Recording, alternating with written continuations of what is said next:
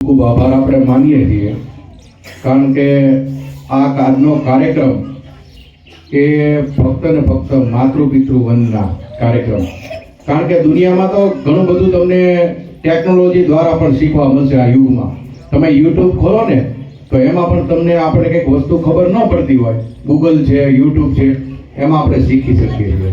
પણ ફક્ત સંસ્કારનું સિંચન મા ને બાપ અને ગુરુ આ ત્રણ દ્વારા થાય છે, જે અત્યારના ટેકનોલોજી યુગમાં પણ આપણે કરી નથી શકતા. રોબોટ બનાવી શકશું, પણ માણસ બનાવવો હોય ને તો એના માટે આપણી પ્રેમ સિવાય કંઈ વસ્તુ થતું નથી. અને ખુદ ભગવાનને પણ તમે ચિત્રમાં પણ જોતો છો, શ્રવણ એટલે આપણે એને યાદ કરીએ છીએ કે એને પોતાના માતા પિતા ઘરડા મા બાપને પણ યાત્રા કરાવેલી હતી. અને આપણે ભગવાનને તો પણ જન્મ લેવો હોય તો માની કુખે જન્મ લેવો પડ્યો હતો. ત્યારે આપણા કવિ કાક પણ એ દુહો લખે છે કે મોઢેથી બોલું માં તો મને મોટપની મજા કડવી લાગે કાગડા. દુનિયામાં દીકરો ગમે એટલું ભણે, ગમે એવડો મોટો થઈ જાય, પણ મા બાપથી મોટો કોઈ દી થતો નથી. કલેક્ટર નહીં થાય એની માં, પણ આ બધું ક્યારે થાય?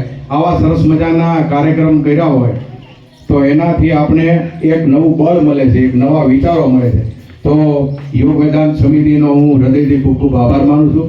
ભાઈ શ્રી રોહિતભાઈ, એમના મિત્રો જે કંઈ આપણી ટીમ જે આવી છે વિના સ્વાર્થે. જો આપણા કોઈ એમને આપણે કોઈ કીધું નહોતું કે કોઈ આપણે ઓળખીતા નથી. રોહિતભાઈનો પહેલી વાર જિંદગી મળ્યો, પણ અહીંયા આવું આ વસ્તુ કરવી નહીં, ખરેખર આ જમાનામાં બહુ મોટી સેવા છે. સમય આપો. જો આપણે આપણા બાળકો માટે સમય તમને 2 દિવસથી કહેતા હતા, તમે આવ્યા, તમારો બધાનો ખૂબ ખૂબ આભાર.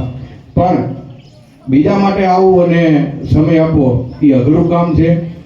તો પોતાનો કિંમતી સમય આપ્યો અહીંયા, અને અમારા બાળકોને, અમારા ગામના, અમારા વાલીઓને આપના આ સંસ્થાનો જે લાભ મળ્યો એ બદલ હું પૂર્ણ ટકે આ શાળા પરિવાર અને ગ્રામજનો સૌ વાલીઓ વતી હું આપનો ખૂબ ખૂબ હૃદયથી આભાર માનું છું. ધન્યવાદ. ભારત માતા કી જય. જય જય ગરવી.